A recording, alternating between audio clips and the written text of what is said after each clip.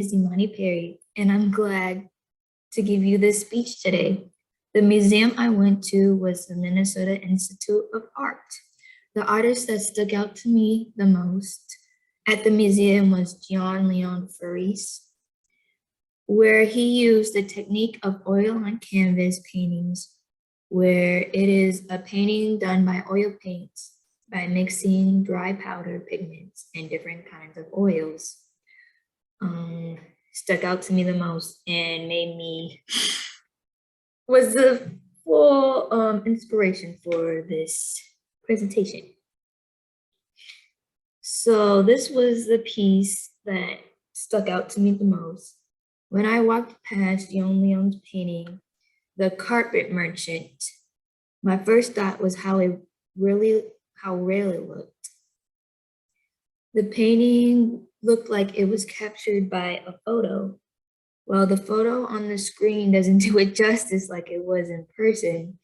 But I really loved how the people looked like average humans just having a conversation. The walls behind them looked like they were made out of real cement. This is a rug carpet in Egypt, actually. That's where it's taking place. And through juxtaposition, this it's a theme that makes it feel like frozen in time.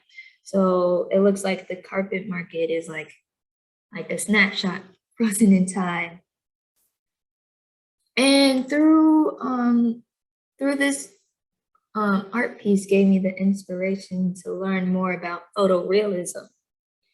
And photorealism is where the quality of the art of depicting or seeming to depict real people, objects, or more. And so I dived in more to about photorealism, and some great examples of photorealism I thought was this right here. Oh, before I go here, let me tell you more about photorealism. Photorealism came to the US in the 1960s, where artists took photograph photos for their inspiration for their art, often recreating photos, sculptures, and models.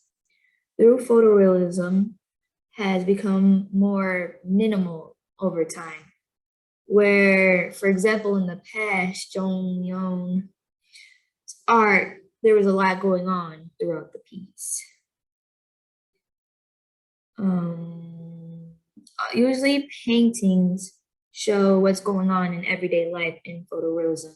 Within the painting, people are often doing tasks like going to the market, or where more current art pieces only depict like one person, like in this art piece shown. So this painting is done by Oscar Ukanu. He creates his large-scale photorealistic images by using a ballpoint pen on paper. He makes amazing work, and usually his work takes 100 hours to complete and often uses at least 10 pens during one of his pieces. I love this painting because of how realistic the water is. He gives the water movement, the type of movement that moves the viewer's eye. The water is dripping down his face for the eyes to go from the top of his head to the bottom of his chin. It gets faster as it runs down his face. This is such a great source of texture too he created in this man through all the coils in his hair strands and the monochromatic color of different shades of purple. Through the darker shades of purple, it gives a sense of like a melancholy feeling, or like more like ombreness. And how clean he gave the man's facial expression depicts more of like the melancholy feeling or more of his emotions. And also it kind of looks like the man is like hit by the moonlight, and moonlight can give also like a melancholy feeling. And I think his facial expression really what brings it to life. Okay, so this also I thought was a great example of photorealism. This artwork is done by a UK artist by the name of Rob Heffernan, and this is also done by oil paints and also by acrylic paints. I loved how the artwork depicts the skin and the fabric. I love the texture of the folding of the fabric with the woman's dress and the folding of the fabric in the curtains. I feel like that helped make the piece come like more alive.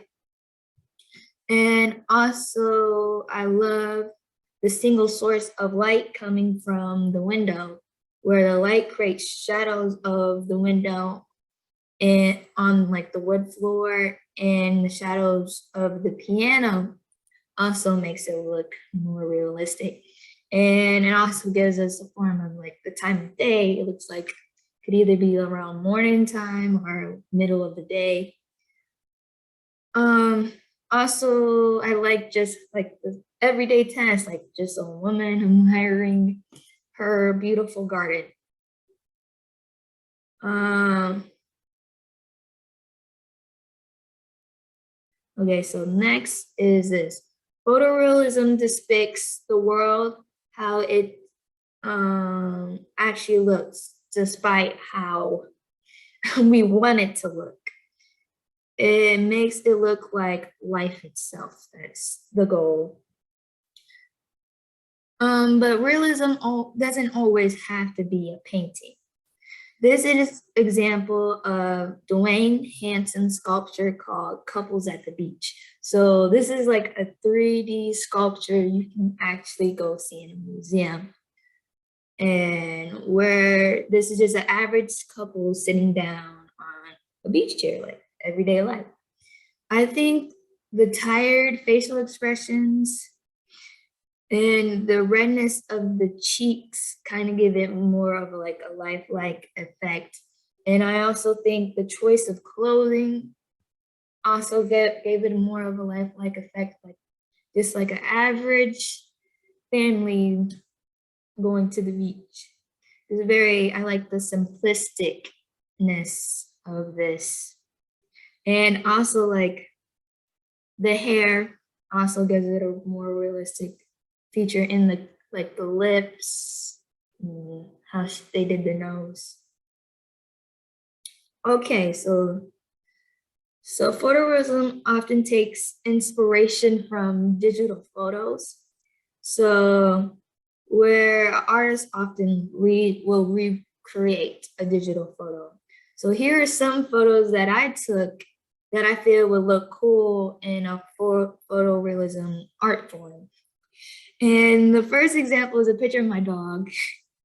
And I thought it would look cool, like how they would draw the fur and like giving it texture. And also how the light is shining on her eyes would make it look more alive, and the source of light will look cool on in the photo. And I also think the second photo is just 2 cups of hot cocoa.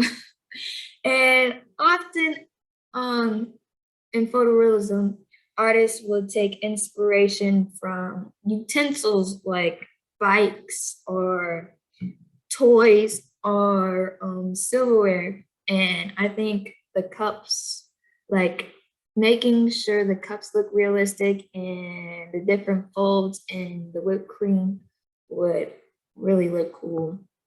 And lastly, I took a picture of some strawberries.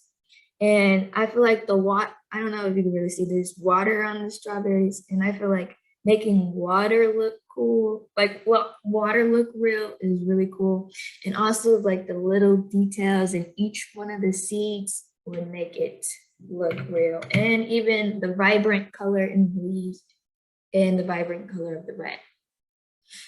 So then I would ask if anybody had any questions and say thank you for listening to